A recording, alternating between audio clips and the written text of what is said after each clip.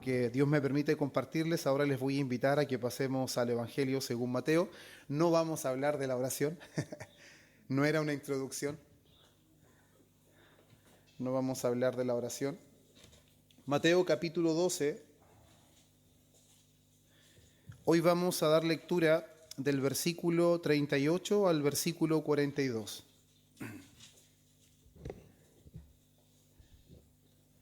Debo reconocer, hermanos, que al igual que en otras ocasiones, me fue bastante complejo el buscar un título a este sermón, puesto que habla muchas cosas relevantes. Normalmente, hermanos, cuando uno pone un título a un sermón, el título va asociado a la idea principal del texto. Pero aquí hay muchas ideas que son centrales y que son bastante llamativas. Sin embargo, hermanos, el título de este sermón es Uno mayor que Jonás y uno mayor que Salomón. O uno mayor que Jonás y Salomón. A pesar que vamos a ver muchas más cosas, vamos a ver cómo todas las otras ideas están conectadas o se desprenden de esta gran aseveración de uno que dijo ser mayor que Jonás y ser mayor que Salomón. Así que les voy a invitar a que se pongan en pie, hermanos, y podamos dar lectura al Evangelio según Mateo, capítulo 12, versículos 38 al versículo 42.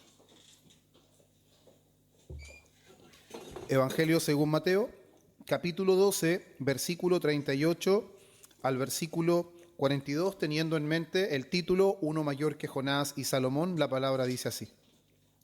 Entonces respondieron algunos de los escribas y de los fariseos diciendo: Maestro, deseamos ver de ti señal. Él respondió y les dijo: La generación mala y adúltera demanda señal, pero señal no le será dada, sino la señal del profeta Jonás. Porque como estuvo Jonás en el vientre del gran pez 3 días y 3 noches, así estará el Hijo del Hombre en el corazón de la tierra 3 días y 3 noches. Los hombres de Nínive se levantarán en el juicio con esta generación y la condenarán, porque ellos se arrepintieron a la predicación de Jonás. Y he aquí, más que Jonás en este lugar.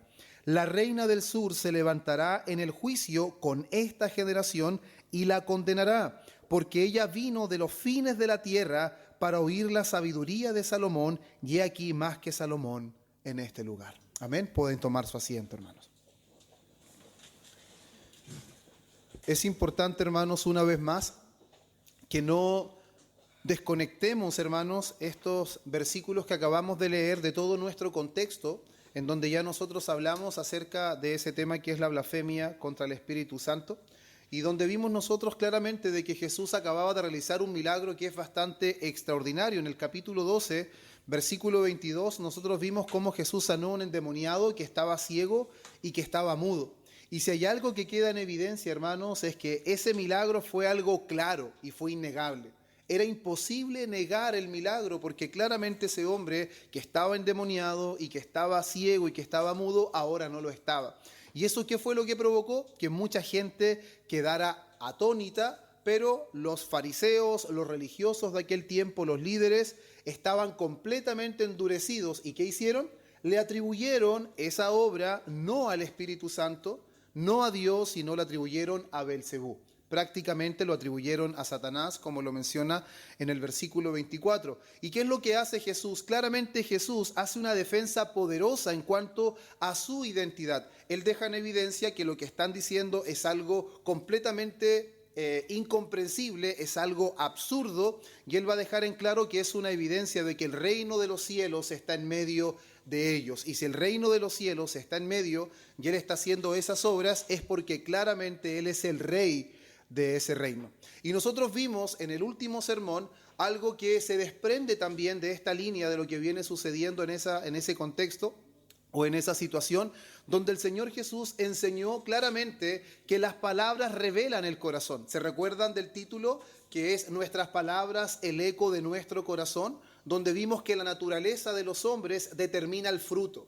Donde vimos claramente que Jesús no está enseñando de que necesitamos mejorar solamente nuestras palabras, que necesitamos mejorar nuestro lenguaje, sino que el hombre necesita urgentemente un cambio de corazón. Eso fue lo que nosotros vimos, cómo el Señor Jesús, a través de una parábola del árbol y su fruto, después cómo Él finalmente lo lleva a cabo, dando a entender personas que de la abundancia del corazón habla la boca. Entonces ese es el escenario en el que nosotros nos encontramos, donde los fariseos, donde los escribas, los religiosos de aquel tiempo están mostrando una incredulidad total y absoluta. Están mostrando la ceguera ante toda la luz que está siendo evidente delante de sus ojos. Y a pesar de todo lo que han visto, no solo ahora, sino los milagros que Jesús ha venido haciendo, hermanos, y hay algo importante aquí a considerar, que la palabra, cuando nosotros vimos ese contexto de la blasfemia contra el Espíritu Santo, nos dice abiertamente que ellos hablaron en voz alta. Nos dice que lo que ellos dijeron lo escucharon todos. Dice que Jesús conoció sus pensamientos. Por lo tanto, ellos tienen muy bien encubierto lo que piensan de Jesús, lo que quieren hacer con Jesús, pero lo que ellos no saben es que Jesús conoce perfectamente sus pensamientos.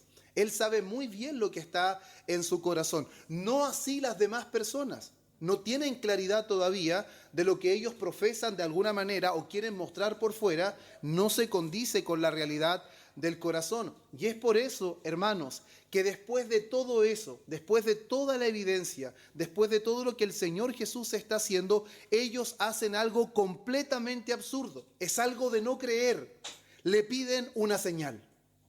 Señor, danos una señal. O Maestro, danos una señal. Es algo, hermanos, para no creer. Porque es inconsistente. Acaban de ver una tremenda señal y ¿qué es lo que piden? Una señal. Entonces, claramente eso deja en evidencia, hermanos, que la petición que ellos van a pedir es una petición no porque ellos tienen intenciones claras de ser convencidos. Ellos solamente están pidiendo señal para dejar en evidencia o para poder avergonzar a Jesús, porque todavía tienen intenciones de dar a entender que Él es un falso Mesías, pero no tienen intenciones de obedecer, sino que sus verdaderas intenciones son tentarle y desacreditarlo. Y vamos a ver a lo largo del sermón cómo es esto, hermanos, algo que se ve en todas las Escrituras, que la verdadera intención de los religiosos de aquel tiempo lamentablemente nunca fue pedir señal para ser convencidos, nunca fue pedir señal para poder someterse al señorío de Cristo, nunca fue el sentido real eso, sino que siempre fue con la intención de tentarle y poder desacreditarlo delante de las demás personas. Por eso, dentro de las cosas que el Señor revelará en este pasaje, hermanos, es que la incredulidad religiosa, escuche bien esto, la incredulidad religiosa es más peligrosa que la incredulidad pagana. Vamos a ver claramente cómo todos los hombres son paganos e incrédulos, pero la incredulidad religiosa, la incredulidad de aquel que está siendo expuesto a la verdad, de aquel que conoce la verdad, llega a ser más peligrosa que la incredulidad de un pagano que no conoce la verdad. Y también vamos a ver, hermanos, cómo en el día del juicio, los gentiles que sí creyeron, que eran completamente paganos y que recibieron casi nada de luz en comparación a la luz que recibieron los religiosos de aquel tiempo, hermanos, se levantarán como testigos de quienes tuvieron más luz. Y vamos a ver claramente cómo, hermanos, el castigo en el día del juicio será proporcional al nivel de luz y verdad que estuvo delante de ellos, que claramente es algo escalofriante, hermanos. Bien, ahora quiero que vayamos a nuestro texto, hermanos, y veamos el primer punto que vamos a estudiar en este sermón. Lo primero que quiero que veamos es el versículo 38, hermanos, que dice: entonces respondieron algunos de los escribas y de los fariseos diciendo: Maestro, deseamos ver de ti señal. Este primer punto, hermanos, es una petición hipócrita, completamente. La petición que ellos están haciendo está caracterizada por hipocresía. ¿Por qué, hermanos? Porque ellos le llaman maestro. Ahora, si ellos le llaman maestro en verdad, ¿qué es lo que sucede cuando alguien le llama maestro en verdad a una persona? Obedece sus enseñanzas. Si alguien le llama Señor, como dice Lucas 6, ¿por qué me llamáis si no hacéis lo que yo digo? Entonces claramente queda en evidencia, hermanos, que esta presunción de llamarle maestro es un acto de hipocresía. Es un título falso que ellos le están dando. No es obediencia real. Ellos no tienen la intención de reconocer a Jesús como maestro, sino, bueno, si tú dices ser maestro, te llamaremos maestro. Pero ahora queremos ver de ti señal. Queremos que tú nos dejes en evidencia que efectivamente eres un maestro que ha venido de Dios. Pero nosotros cuando vemos, por ejemplo, Mateo 15, que viene más adelante, veremos claramente, hermanos, en el versículo 8, cómo es un patrón en la vida de los religiosos de aquel tiempo. El Señor va a citar el texto de Isaías cuando dice: este pueblo de labios me honra, pero su corazón está lejos de mí. Entonces hoy vamos a ver algo bastante particular. En el sermón anterior, el Señor dice: nuestras palabras dejan en evidencia la realidad de nuestro corazón. Y en esta parte del texto va a dejar en evidencia que nosotros con nuestras palabras podemos elogiar y podemos decir cosas que no se condicen con la realidad de nuestro corazón. Parece contradictorio, pero el corazón de los hombres, todos están corruptos, hermanos, tan corruptos que al mismo tiempo, como deja en evidencia lo que habla, lo que está en su corazón, al mismo tiempo el hombre puede engañar con su boca sin evidenciar lo que verdaderamente hay en su corazón. Y ellos están lisonjeando al Señor Jesús. Ellos simplemente le están dando un título que ellos en su corazón no lo creen. Ellos no creen que Jesús es un maestro enviado por Dios. Ellos no creen que Jesús es el Mesías. Ellos no creen que en realidad si Jesús hace una señal, ellos se van a convencer, ellos le van a obedecer. Sus intenciones son malas. Sus intenciones son corruptas. Esto también lo vemos, hermanos, en el caso de Mateo 26, 49. ¿Cuáles son las palabras de Judas antes de entregar al Señor? Salve, maestro. Y le da un beso y lo entrega. Entonces, claramente, el llamarle maestro no garantiza que efectivamente para Judas Jesús era su maestro. El llamarle Señor no garantiza que en realidad Él sea nuestro Señor. Entonces, algo importante a considerar lo que el Señor está enseñando aquí, porque son simplemente halagos. El ser humano en la corrupción de su corazón puede halagar, puede decir muchas cosas bonitas sin que en realidad sea lo que su corazón siente. Los fariseos nunca consideraron a Jesús maestro. Judas nunca consideró a Jesús maestro. Si lo hubiese considerado en verdad, no lo hubiese entregado. No lo hubiese entregado. Eso deja en evidencia que todo el relacionamiento de Judas con el Señor Jesús es un relacionamiento superficial. Y un paréntesis, es de ahí donde se desprende la enseñanza del capítulo 15 de Juan, donde habla de la vid, donde habla de los pámpanos, de un pámpano que no permanece. Está dando a entender no la realidad de que un verdadero pámpano puede dejar de estar en la vid. No está hablando de la realidad de que un hijo de Dios puede perderse, sino que está hablando de la superficialidad de la relación que algunos pueden tener, y ese pámpano que es quitado y echado al fuego es el pámpano Judas, que camina con Jesús, le llama maestro a Jesús, según es un discípulo de Jesús, pero entrega a Jesús. Con un beso finalmente lo traiciona. Por lo tanto, hermanos, claramente aquí estamos viendo como Juan Calvino le llamó una cortesía hipócrita. Fueron corteses con el Señor, les llamaron maestro, le llamó Señor, pero era verdadera hipocresía. Todo era solo apariencia. Por eso, hermanos, es posible honrar con la lengua mientras el corazón está rechazando. ¿Escuchó eso? Es posible honrar con la lengua mientras el corazón está rechazando. Es posible llamar Señor sin ser verdaderamente un discípulo. Ahora, hermanos, ¿quién es el único que conoce el corazón? ¿Quién es el único que conoce la realidad de nuestra vida? Por eso la Escritura habla de que no debemos engañar a nuestros hermanos. También habla de que es una insensatez intentar engañar a Dios porque Dios nos conoce perfectamente, pero la Biblia habla de otro engaño, de engañarse a sí mismo. Y no hay peor engaño, hermanos, que estar autoengañado. Imagínese lo terrible que es que usted engañe a otra persona, pero cuánto más terrible es que nos engañemos a nosotros mismos. Es que nosotros nos hagamos creer que somos algo que en realidad no somos. Que nos hagamos creer que somos cristianos, pero nuestra vida cristiana no se ajusta a lo que la Biblia enseña de lo que es ser verdaderamente cristiano. ¿Y qué es lo que dice el texto? Acusados por su conciencia. Eso es algo que nos debe llevar a pensar mucho. La conciencia acusa. La conciencia puede hacernos consciente, valga la redundancia, de que somos pecadores, pero la conciencia dice desde el más anciano hasta el más joven, ¿a dónde se fueron? ¿A Cristo? ¿A reconocer su pecado? ¿Se lanzaron a sus plantas? ¿Se fueron a su casa? Se fueron a su casa. Entonces, ¿cuál era la motivación de ellos?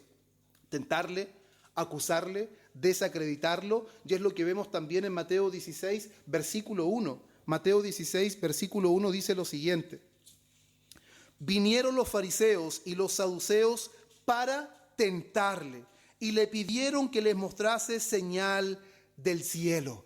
Ahora, ¿qué es lo que los fariseos y los escribas querían cuando le están pidiendo señal? No sé, hermanos, aquí entra un poco quizás, no la imaginación, pero entendiendo que es un patrón en ellos. Quizás quería que el Señor convirtiera la luna en sangre, quizás querían algo espectacular del cielo, querían ver descender legiones de ángeles.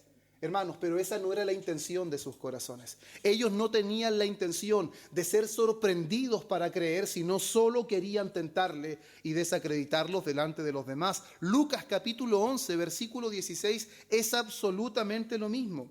Lucas 11, 16. Mira lo que dice el texto. Lucas 11, 16. Dice, otros para tentarle le pedían señal del cielo. ¿Cuál era la intención de la señal? Tentarle. Juan capítulo 12, versículo 37, nos dice ese texto que aunque él había hecho muchas señales, aún no creían. Aún permanecían incrédulos. Por lo tanto, hermanos, claramente no es por la ausencia de señales, no es por la ausencia de evidencias. Yo estoy seguro, hermanos, de que en nuestro contexto muchas personas siguen diciendo, si yo viera un milagro así, yo creería.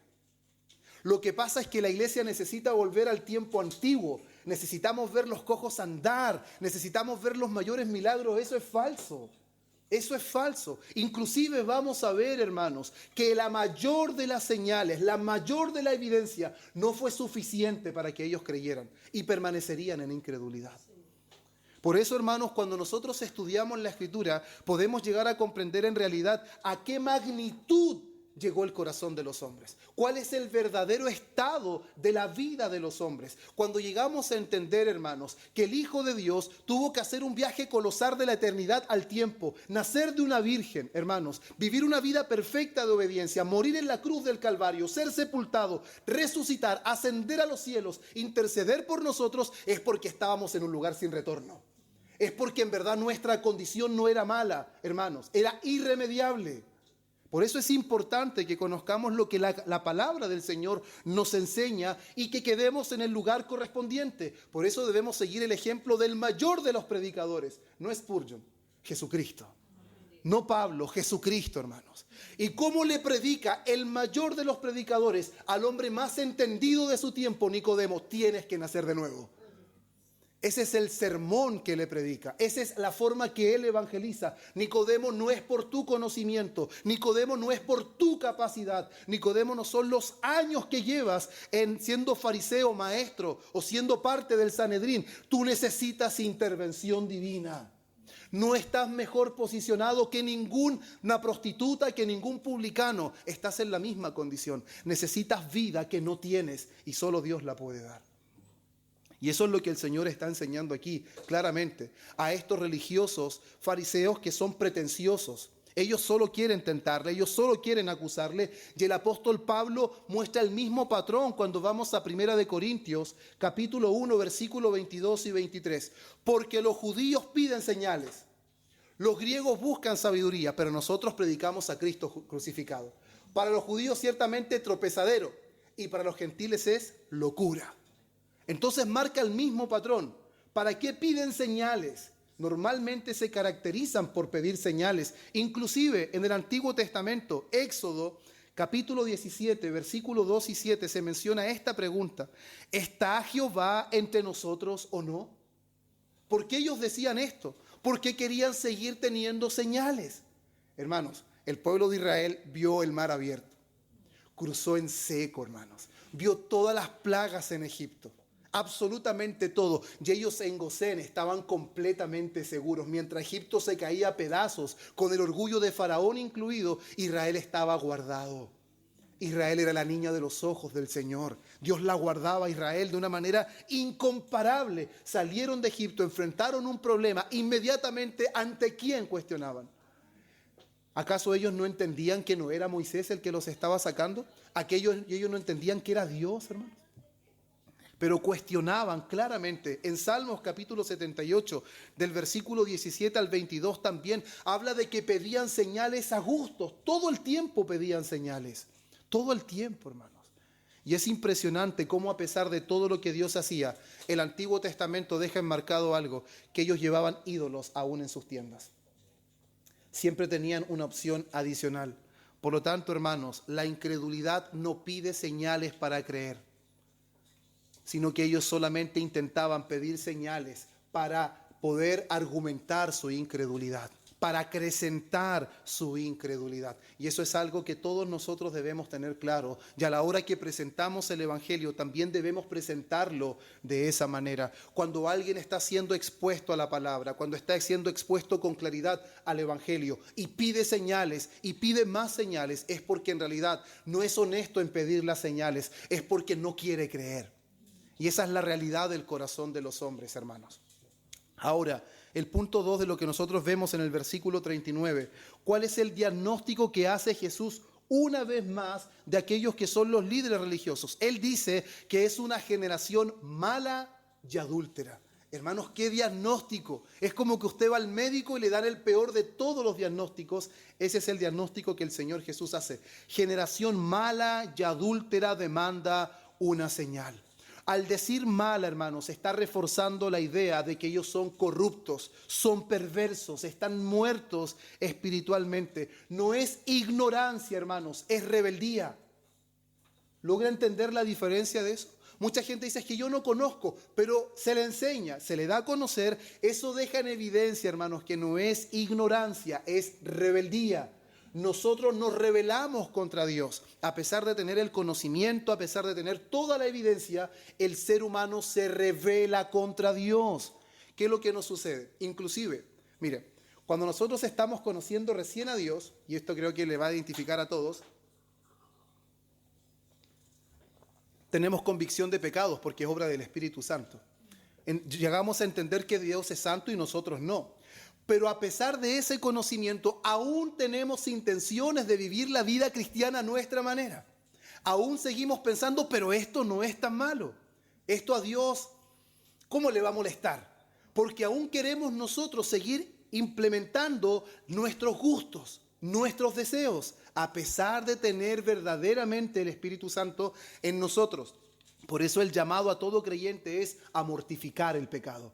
El llamado es hacer morir lo terrenal que hay en nosotros, porque seríamos insensatos, hermanos, en no reconocer que el pecado sigue estando en nosotros. Hoy en día muchas personas utilizan muchas cosas y finalmente para poder llamar la atención de personas, para poder atraer a más personas, pero finalmente lo que están haciendo están corrompiendo completamente el modelo de Dios establecido en las Escrituras. Cuando nosotros queremos cambiar lo que Dios ha establecido, perdón, hermanos, lo que estamos dejando en evidencia es que el pecado está en nosotros, hermanos. Y que como seres humanos aún tenemos resistencia, hermanos, a la verdadera voluntad de Dios en nuestra vida. Por eso el escritor de Hebreos en el capítulo 3, versículo 12, hace una advertencia contra el corazón malo de incredulidad. En Romanos capítulo 1, versículo 21-22, habla claramente como aquellos que no le glorificaron a Dios, ni le dieron gracias, sino que se envanecieron. Eso deja en evidencia la realidad del corazón de todos los hombres, hermanos. Y Juan capítulo 15, vamos a leerlo. Juan capítulo 15, versículo 22 al 24. Mire lo que dice. Juan capítulo 15, versículo 22 al 24 dice: el que me aborrece a mí, también a mi Padre aborrece. Al estar aborreciendo a Cristo, menospreciando a Cristo, ¿a quién están aborreciendo? A Dios. Por lo tanto, su pretensión de que ellos eran servidores de Dios, que eran líderes del pueblo de Dios, era algo falso. Era solamente una apariencia. Y Jesús se encargó en todo su ministerio en dejar en evidencia la apariencia de los religiosos de aquel tiempo. Y el texto sigue: si yo no hubiese hecho entre ellos obras que ningún otro ha hecho, no tendrían pecado. Pero ahora han visto y han aborrecido a mí y a mi Padre. ¿Eso quiere decir que el único pecado que cometieron en ese? No, pero Jesús está realzando la magnitud de pecado que es rechazar a Cristo total y definitivamente a pesar de toda la evidencia que está ante sus ojos. Por eso, hermanos, rechazar a Cristo después de ver sus obras, hermanos, no es estar confundidos, es maldad y corrupción de corazón. ¿Qué es lo que nosotros decimos? Y es algo que yo escuché por mucho tiempo. No, lo que pasa es que el corazón de esa persona es blandito, es un corazón tierno, por eso vino a Cristo, por eso no le costó tanto. Hermanos, eso no es lo que la Biblia enseña. Alguien no vino antes y el otro vino después porque el corazón de uno era más tierno o era más blandito. Hermanos, es porque Dios determinó obrar salvación en el tiempo que Él decretó en la eternidad. No fue porque nuestro corazón estaba más dispuesto, no fue porque nosotros teníamos una mejor vida que agradó al Señor antes de que Él determinara salvarnos. No, hermanos, cuando alguien rechaza a Cristo, deja en evidencia que es la maldad del corazón, la corrupción. No es una mera confusión, no es ignorancia, hermanos, es maldad de corazón. Por lo tanto, les llama generación mala, maligna, perversa, hermanos. Una generación impía, pero también le llama adúltera. Cuando nosotros vemos el adulterio, sabemos que eso es infidelidad, ¿cierto? Y Dios la llama directamente a través de Cristo una generación infiel. De hecho, el Señor siempre se manifiesta a Israel como su esposo. Y una de las cosas que más vemos en el Antiguo Testamento, cómo claramente Israel comete infidelidad y normalmente es mencionada como una Israel infiel. Eso lo vemos en Jeremías capítulo 3, versículos 6 al 9, donde vemos claramente cómo Israel se va tras otros dioses, hermanos. Y claramente Dios le llama a eso adulterio. Lo vemos en el capítulo 16 de Ezequiel también, y se le llama prostitución espiritual. Oseas capítulo 3, versículo 1 también habla acerca de esto. Pero hermanos, si bien no vamos a dar lectura a estos versículos, pero en el Antiguo Testamento queda claramente evidenciado que Israel se conocía por ser un pueblo infiel. Un pueblo que iba atrás de otros dioses, a pesar que tenían las leyes del Señor, tenían los mandatos, tenían los patriarcas, tenían las leyes del Señor, tenían los profetas que continuamente alertaban, pero Israel se caracterizaba por ser un pueblo infiel, un pueblo adúltero, que no honraba solo a Dios, que no servía solo a Dios, donde la palabra es clara: solo a Dios adorarás y solo a Dios servirás. Israel no guardaba ese mandamiento. Ahora vemos en Mateo capítulo 15, versículo 3 y luego del 6 al 9. Mire, leamos esto, es interesante.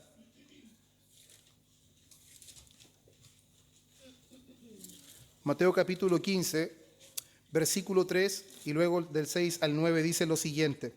Respondiendo él les dijo: ¿por qué también vosotros quebrantáis el mandamiento de Dios por vuestra tradición? Y versículo 6 dice: ya no ha de honrar a su padre o a su madre, así habéis invalidado el mandamiento de Dios por vuestra tradición. Hipócritas, bien profetizó de vosotros Isaías cuando dijo: este pueblo de labios me honra, mas su corazón está lejos de mí, pues en vano me honran, enseñando como doctrinas mandamientos de hombres. ¿Qué es lo que está pasando aquí, hermanos? Que a pesar de que ya Israel no servía a Balaam, Israel no tenía dioses de madera, se habían reformado en ese sentido, ya no iban tras otros dioses falsos, pero ahora ellos estaban idolatrando sus tradiciones.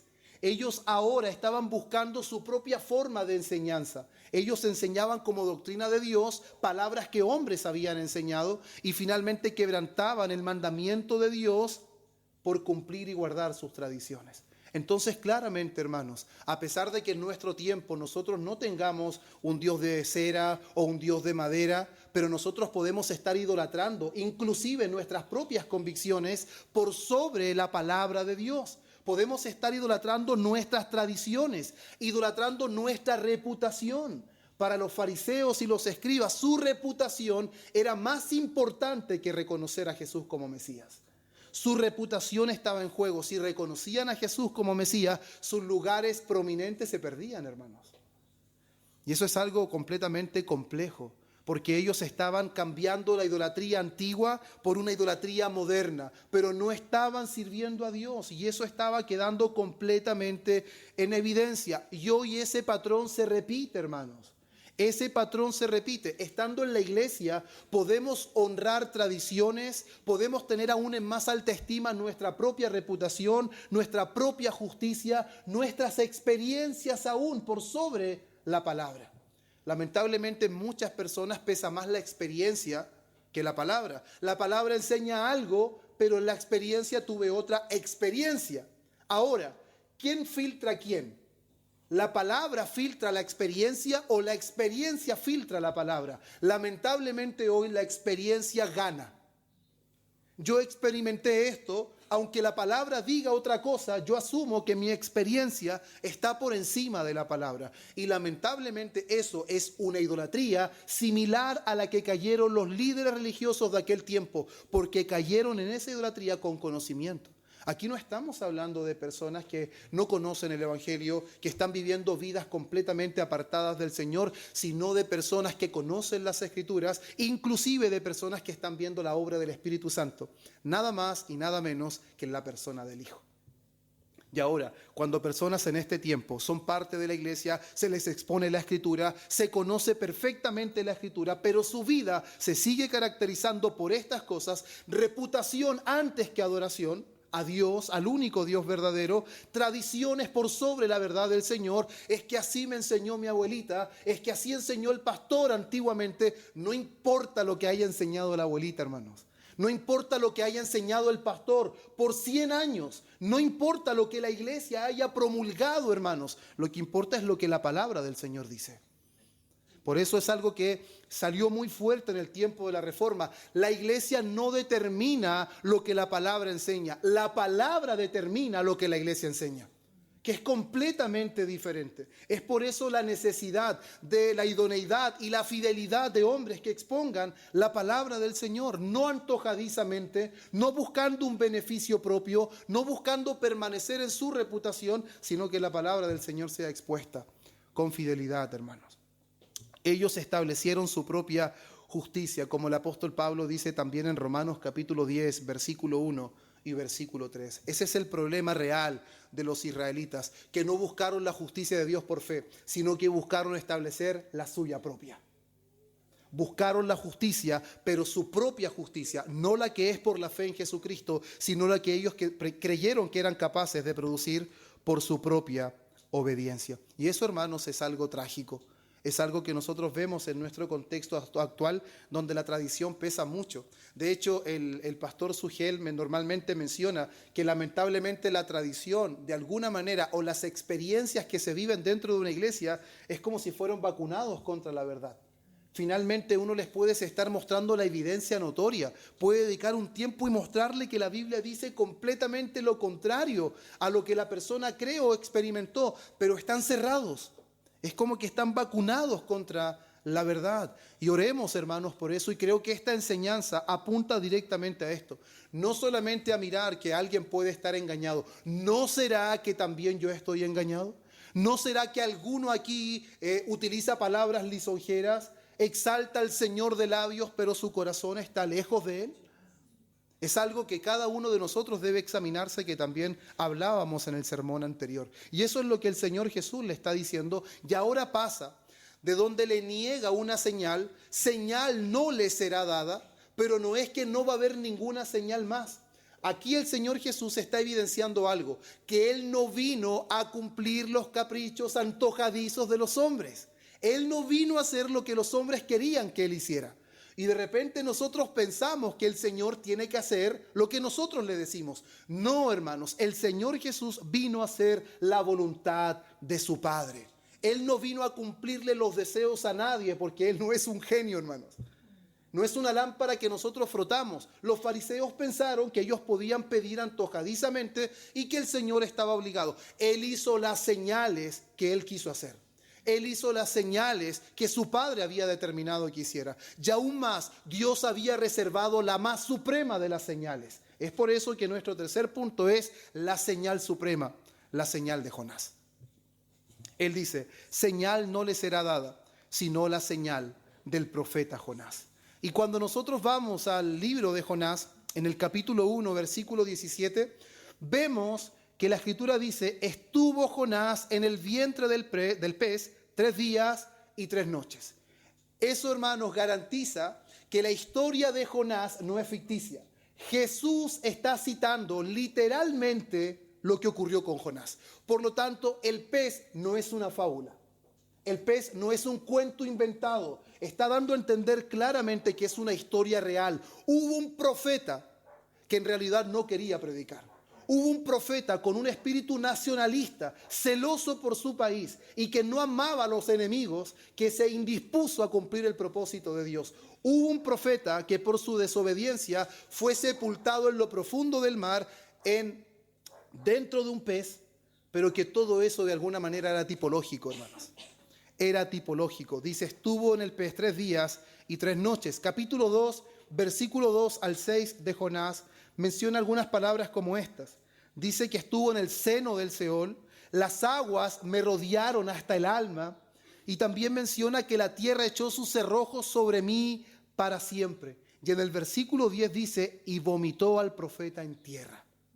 Entonces, todas esas cosas son reales, ocurrieron de verdad, aunque parezcan que fueran leyenda, que fueran un cuento. No, hermanos, es real. Pero claramente lo que pasó con el profeta Jonás, el Señor Jesús ahora está diciendo que Él es el antitipo. Él es el cumplimiento pleno de lo que ocurrió con Jonás. Si bien tiene un cumplimiento inmediato, pero en Cristo tiene un cumplimiento pleno. Mateo capítulo 12, versículo 40, lo que estamos leyendo, dice: así estará el Hijo del Hombre. Así como estuvo Jonás. Así estará el Hijo del Hombre en el corazón de la tierra 3 días. Mire lo que dice Juan capítulo 2, versículo 19 al 21. Solo vamos a leer una parte.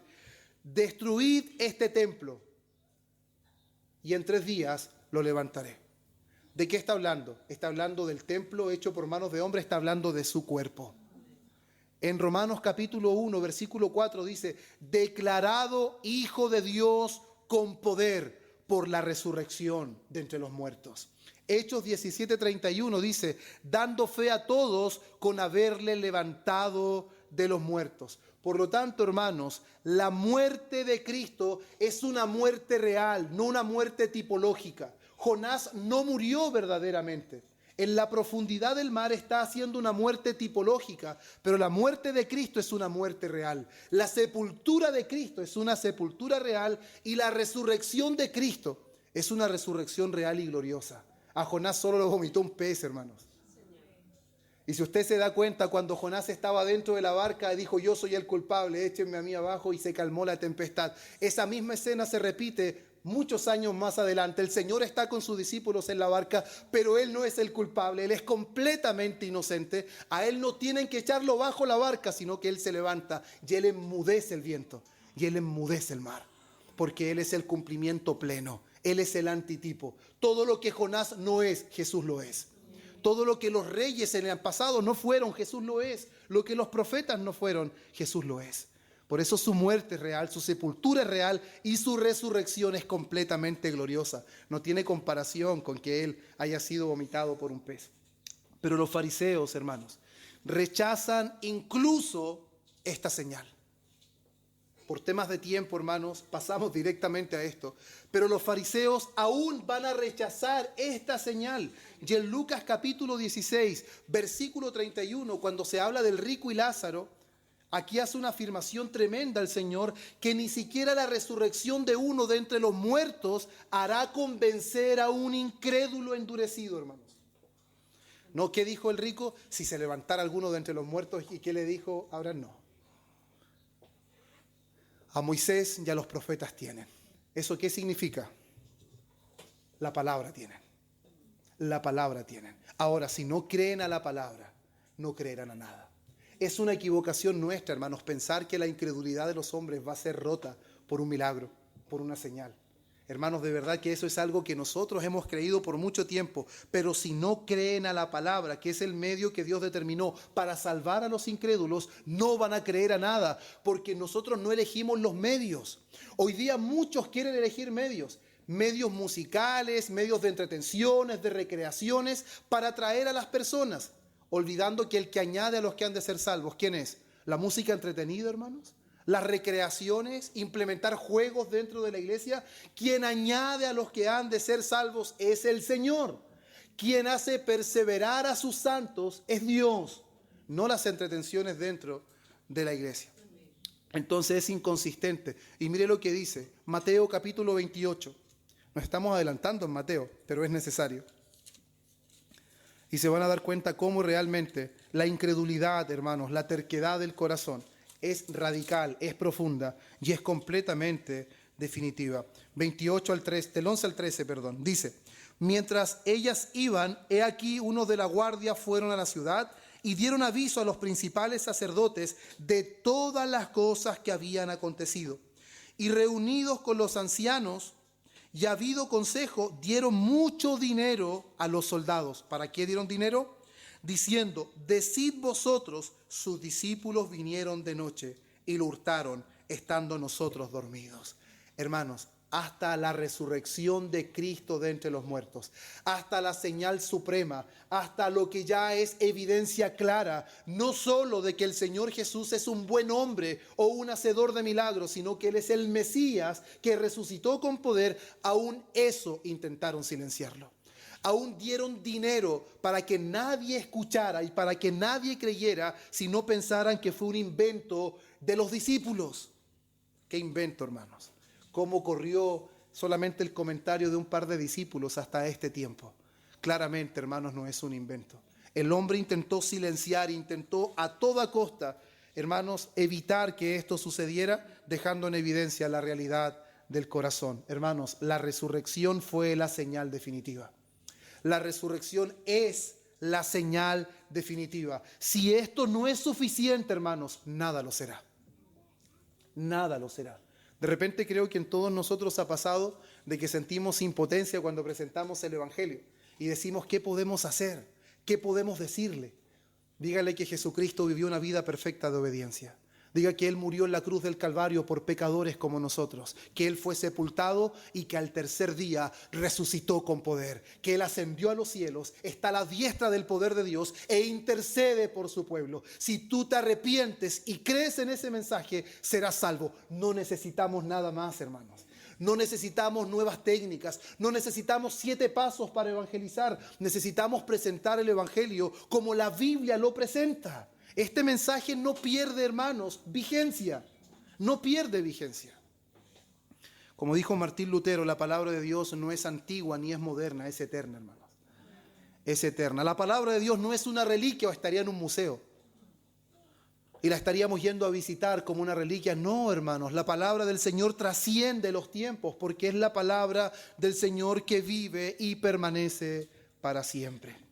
Ahora pasemos al punto 4, hermanos, del versículo 41, donde el Señor va a mostrar que los ninivitas serán testigos contra Israel. Esto es inimaginable, hermanos. Inimaginable. Los ninivitas no solamente eran malos, no solamente no tenían moral, sino que dentro de los paganos eran más malos. Dentro de los malos eran malos, hermanos. Es como cuando nosotros sabemos que hay un sector malo en Santiago y decimos: de los malos ese es el peor. Los ninivitas de los malos eran los peores, eran los más crueles, motivo por el cual Jonás no quería predicar el Evangelio, no quería porque sabía todo el daño que le habían hecho a los israelitas. Pero ahora el Señor Jesús está diciendo que estos ninivitas se levantarán en el juicio y condenarán a esa generación. Qué terrible, hermanos. Qué terrible, hermanos. ¿Y por qué dice esto? Los hombres de Nínive se levantarán y los condenarán, hermanos. Nínive, hermanos, recibió una luz mínima. Quien fue a predicar fue un predicador rebelde. No quería predicar, no los amaba, no tenía compasión de ellos. Con toda rebeldía fue. Quien mostró el amor fue Dios por ese pueblo que no conocía o no diferenciaba entre su mano derecha y su mano izquierda. Y con un predicador, hermanos, hostil, con un predicador que no tenía ninguna intención de predicar, con un mensaje duro y con una advertencia certera: si Nínive no se arrepiente en 40 días, será destruido. Con ese poquito de luz, hermanos, ¿sabe lo que hicieron los ninivitas? Ellos creyeron a Dios. proclamaron ayuno y se vistieron de cilicio. Con esa poquita luz, hermanos, ellos reaccionaron. Y la palabra dice, vio Dios lo que hicieron. Eso no es que Dios, hermanos, en ese momento lo vio, sino que Dios está reconociendo su obra. Porque recordemos que los ninivitas no merecían salvación, pero Dios envió un profeta. Dios quiso darles salvación y Dios fue eficaz aún con un profeta hostil, con un profeta que no conocía la compasión, con un profeta que gustaba la misericordia, pero no quería dar misericordia. Y finalmente este pueblo se arrepiente y dice, Dios vio lo que hicieron, se convirtieron de su mal camino. Y considere esto, hermanos, los ninivitas eran gentiles, eran malvados, no eran parte del pacto, no habían visto milagros, no eran parte de las promesas, y aparte el profeta que les envían es un profeta desobediente. Pero con esa pequeña luz, hermanos, ellos se arrepienten. Ellos hacen cilicio. Ellos reconocen su pecado. ¿Y qué es lo que hace Dios? Los perdona. ¿Y eso qué significa? ¿Cuál es la señal de arrepentimiento y fe? Salvación, hermanos. Esos ninivitas Dios los salvó.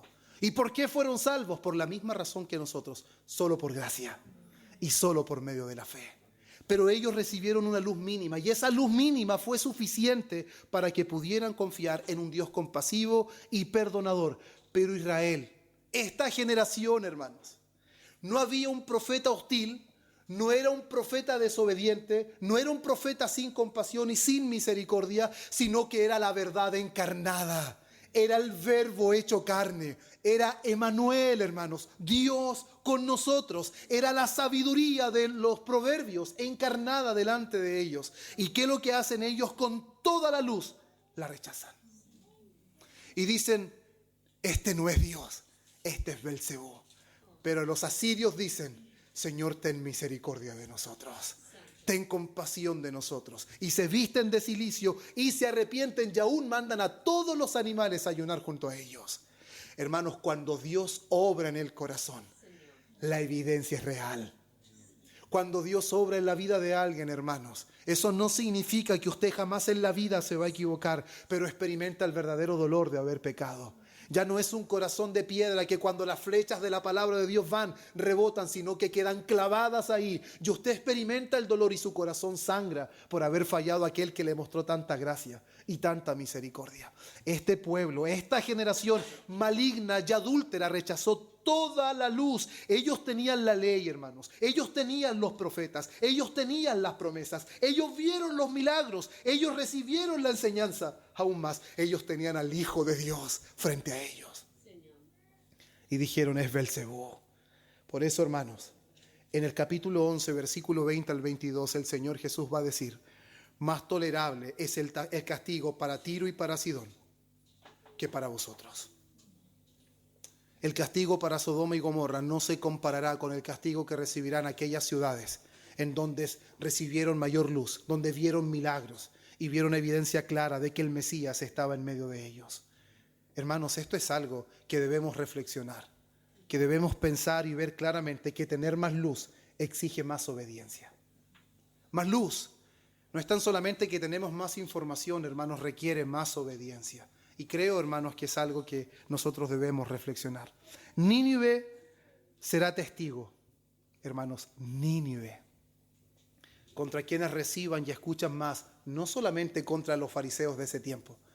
Los ninivitas también se levantarán contra aquellos de esta generación que hemos podido decir, Maestro, Señor, y hemos profesado ser cristianos, pero solamente ha sido linsojería de labios y no ha sido la realidad de nuestro corazón.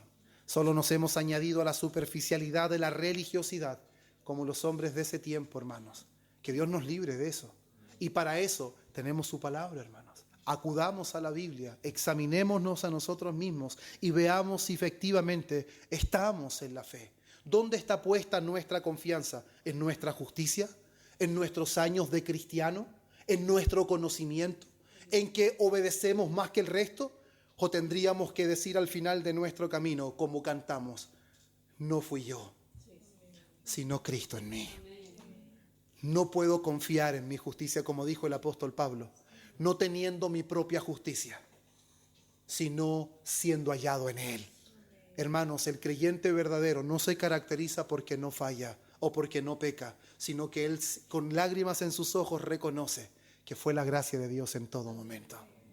Sin la gracia de Dios, hermanos, estaríamos aún en oscuridad. Estaríamos rechazando toda evidencia. Todo esfuerzo de los predicadores lo menospreciaríamos, hasta el más elocuente. Por eso, hermanos, si bien los predicadores nos preparamos para traer el mensaje delante de la congregación, pero nunca piense que es la elocuencia quien cambiará la vida de un hombre. Nunca piense eso. No será la elocuencia, no serán las palabras hermoseadas, no será repetir las grandes palabras de los teólogos. Cuando citamos algunos aquí es para reforzar el punto, pero no confiamos en las palabras que ellos dijeron, porque fue Dios que los usó así. Fue Dios el que obró a través de sus palabras. Y ahora, hermanos, Dios está obrando, está hablando a través del Hijo, y los hombres lo rechazan. No hay un rechazo peor que eso. Por eso, hermanos, el corazón nuestro debería compadecerse cuando compartimos el Evangelio, pero los hombres lo rechazan, porque nosotros también estuvimos así. Yo me recuerdo personalmente cuando me compartían el Evangelio. Por eso cantamos, rechazaba yo su gracia, mas Él abrió mi corazón. Eso es así, hermano, eso no es mero sentimentalismo, es verdad. Cuando rechazábamos su gracia, Él abrió nuestro corazón. Cuando estábamos indispuestos, Él obró en nosotros y estuvimos dispuestos. Cuando estábamos incrédulos, Él obró en nosotros. Cuando estábamos muertos, Él primero nos dio vida y luego obedecimos. Que nunca nos olvidemos de eso. El ejemplo de Lázaro no es simplemente un ejemplo literal en ese momento, sino que también ejemplifica la realidad. Lázaro puede salir de la tumba porque ante alguien le impartió vida. Y solo alguien que tiene el poder de dar vida puede traer a la vida a un muerto. Y ese es nuestro Señor, hermanos, que trajo a la vida a todo aquel que es parte de su pueblo. Hermanos, y no solamente los ninivitas, sino que dice, la reina del sur también será testigo contra Israel. Y este ejemplo es maravilloso, hermanos, porque mire lo que dice el texto. Vamos a Mateo, estaba en otro lugar. Dice, la reina del sur se levantará en el juicio contra esta generación o con esta generación y la condenará porque ella vino de los fines de la tierra. Hermanos, en la Biblia esto menciona que efectivamente el sur para los israelitas quedaba al extremo de la tierra. Era prácticamente un esfuerzo que nadie estaba dispuesto a considerar, hacer por algo que no tuviera valor, solamente algo que tuviera valor hacía que alguien siquiera llegara a pensar, a viajar tanto tiempo. Y el Señor destaca esto, que la reina del sur se levantará, porque ella vino de los fines de la tierra para oír la sabiduría de Salomón. ¿Qué es lo que buscó ella? La sabiduría de Dios a través de Salomón. Porque se hablaba claramente en el primer libro de Reyes, capítulo 10, versículo 1 al 3, dice que vino a probarle con preguntas difíciles. Y nada hubo que el rey no le contestara. El rey contestó todo lo que ella le preguntaba. Y esta mujer sabe lo que hizo. No solo vino de una distancia enorme, sino que le trajo presentes. Le trajo riquezas. ¿Sabe a quién? A Salomón. Israel rechaza a uno mayor que Salomón. Una mujer gentil, una mujer que es reina, que podría estar bastante cómoda en su reino, disfrutando de sus placeres, en un momento determinado oye la sabiduría de un hombre, hermanos, la sabiduría de Salomón, y no está escatimando en sus gastos. Deja su comodidad y viaja. Un viaje en la antigüedad, viaje corto podía ser cómodo para un rey, pero un viaje largo no era cómodo para nadie. No eran viajes cómodos, pero ella estuvo dispuesto. Hizo un viaje largo, un viaje costoso, un viaje arduo, a pesar que era gentil, era mujer, era pagana y era extranjera. Israel rechaza al Señor Jesús. Ellos, hermanos, sabiendo claramente las afirmaciones de Jesús en Mateo 12:6, que Él era mayor que el templo, escuchando que Él es mayor que Jonás, escuchando que Él es mayor que Salomón, aún así persisten, hermanos, claramente en rechazar al Señor. Esta mujer vino a un rey humano y los israelitas rechazan al rey eterno. Esta mujer vino por sabiduría que había sido dada y estos hombres rechazan a la sabiduría encarnada. Este hombre a la que esta mujer vino solamente edificó un templo, pero Jesús era el templo. Este hombre respondió preguntas, pero el que estaba frente a ellos traía salvación, hermanos. Salomón fue reconocido por los gentiles, pero el Rey de la Gloria fue menospreciado por su pueblo. Eso fue lo que ocurrió. Y eso fue algo terrible y espantoso. Y lo que nosotros debemos entender, hermanos, es que la reina del sur será testigo, al igual que los ninivitas, contra quienes no buscan a Cristo, contra aquellos que siempre ponen excusa, contra aquellos que siempre tienen muchas cosas por delante, que se interponen entre Cristo y ellos. Porque mucho más lejos tenía ella, Salomón, de lo que aquellos hombres tenían a Cristo. Cristo estaba frente a ellos y lo rechazaron. Ella viajó de los confines de la tierra para oír a Salomón. Hoy la palabra del Señor no está demasiado lejos para pensar que tenemos que subir al cielo, dice Pablo. La palabra del Señor es proclamada todo el tiempo y es rechazada y menospreciada todo el tiempo. Por eso, hermanos, ya como aplicaciones finales, la respuesta que los hombres dan a Cristo va a revelar claramente la condición espiritual. Porque el hombre puede llegar a ser muy religioso y aparentemente muy devoto, pero la respuesta que tenga de Cristo, de su relación con Cristo, va a revelar su verdadera condición espiritual. Cuando alguien pide señales, como en este caso, hermanos, muestra claramente que es una incredulidad profunda y no es una honestidad. No está confundido, es simplemente para intentar tentar o confundir. ¿O acaso nosotros no hemos sido preguntados o consultados por personas que no son bien intencionados en sus preguntas? Yo muchas veces he respondido preguntas, hermanos, con todo mi corazón, y lo que encuentro de la otra parte son burlas. Me han dicho de verdad, ¿y pensaste que te estaba preguntando en serio? Sí, yo creí que era en serio. Y de verdad que en vez de sentirme mal por mí, me duele esa persona. Porque pudo haber sido lo necesario para que Dios lo convirtiera. Pero aunque me pregunte con motivaciones equivocadas, aún sigo confiando que aún Dios puede obrar gracia en él. Aún así, hermanos, por eso siempre responda con el Evangelio. Porque a pesar de que esa persona esté con motivaciones equivocadas, Dios en su gracia puede obrar. Así como obró en nosotros. ¿Quién de nosotros no iba de espalda a Dios, hermanos? ¿Quién de nosotros no era contumaz con el Señor? ¿Quién de nosotros oyó el Evangelio y lo recibió a la primera? Ninguno de nosotros. Pero debemos entender, hermanos, que la resurrección de Cristo es la señal definitiva. No intentemos anunciar otra cosa. No intentemos buscar alternativas. Prediquemos el Evangelio tal como la Escritura lo enseña. Si la resurrección de Cristo de entre los muertos no es suficiente, nada lo será. Esa es la obra que el Espíritu Santo aplica, a lo que conversábamos en el sermón anterior. El hombre necesita un nuevo corazón, un cambio de naturaleza. El Espíritu Santo lleva a cabo esa obra. Pero ¿qué es lo que obra el Espíritu Santo? La obra que ejecutó Cristo. Lo que Cristo hizo en nuestro lugar es lo que el Espíritu Santo aplica. Por lo tanto, cuando un pecador se arrepiente de verdad, tendrá en alta estima la obra de Cristo. Tendrá en alta estima la gracia que el Señor ha obrado en su vida. Más luz, hermanos, mayor responsabilidad. Mayor luz, mayor responsabilidad. Nínive y la reina de Saba juzgarán a quienes recibieron más luz, a quienes recibieron más verdad y no se arrepintieron. Y no se arrepintieron. Los menos probables van a ser los que se levantarán en el día del juicio. Por eso, hermanos, la señal ya fue dada. Cristo murió. Cristo fue sepultado y Cristo resucitó al tercer día.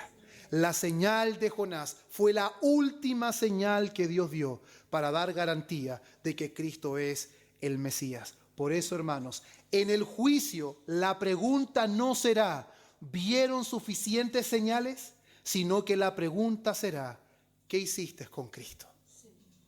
¿Qué hiciste con Cristo? ¿Qué fue la decisión que tomaste frente a Cristo? Porque no creemos que los hombres no deciden. Creemos que los hombres sí deciden, pero sus decisiones siempre van en pos de la naturaleza de su corazón. Por eso, hermanos míos, debemos responder con fe. El llamado es a responder con arrepentimiento. El llamado es a obedecer la palabra del Cristo resucitado, hermanos. Porque de otra manera, todos los hombres que rechacen esta verdad serán responsables delante del juicio. Amén. Vamos a orar, hermanos. Padre bueno, oh Dios, te damos gracias en este día. Gracias por permitirnos estar en tu presencia, Señor. Estamos en tu presencia, estamos delante de ti y no estamos por méritos propios, Señor. Reconocemos la insuficiencia de nuestros méritos. Reconocemos, Señor, que nuestra justicia no da el ancho necesario. Necesitamos perfecta justicia para estar delante de ti. No porque viste algo bueno en nosotros, no porque viste potencial en nosotros, sino porque nos vistes desprovistos, nos vistes botados en el camino, nos viste rebeldes y contumaces, que nosotros que estábamos muertos en delitos y pecados, hoy pudiéramos tener vida, Señor. No hay nada más maravilloso que eso. Por eso te pedimos que nuestros ojos, Señor, estén centrados en las cosas de arriba, donde la polilla y el orín no corrompen, donde ladrones no minan ni hurtan, Señor, porque muchas veces reconocemos que lamentablemente nuestro corazón se inclina a las cosas de esta vida. No permitas que anhelemos las cosas que perecen. No permitas que nos centremos en aquellas cosas que algún día son y otros días ya no son. Sino más bien, Señor, centremos nuestra mirada en aquellas cosas que son eternas. Porque, Señor, el cielo y la tierra pasarán, pero tus palabras no pasarán. Que tu palabra, Señor, pueda impactar nuestra vida. Que tu palabra, Señor, redarguya en los lugares más recónditos de nuestro corazón, en donde nosotros no examinamos, en donde nuestros ojos están ciegos, Señor.